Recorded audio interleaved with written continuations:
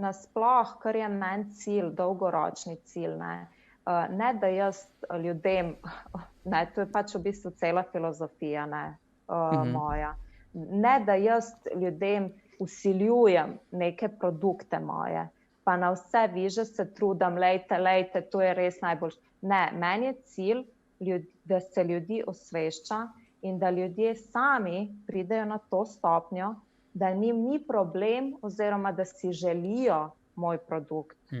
To je meni cilj, In da ljudje v bistvu, da se spremeni ta slovenska mentaliteta, ki v bistvu nočem biti karkoli, ampak naprimer, ne bo, povem, da naprimer za dober avto, ni problem da denar, ampak ko pa pride do hrane, pa dajmo mi zdaj šparati na vse možne načine, In meni je žalostno, ker v bistvu je tudi toliko pomembno, res kaj vase vnašaš, da bi mogla biti to zadnja stvar na spisku, na kateri bi se šparalo.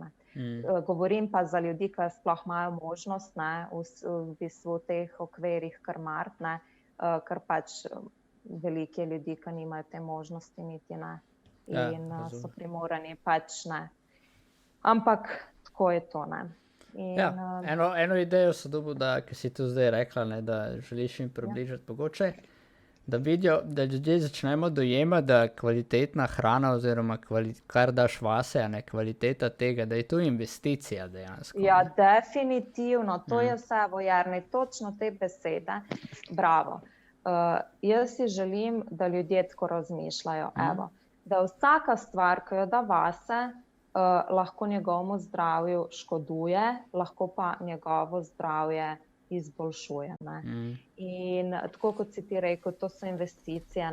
In kam boš investiral najprej, če ne vase?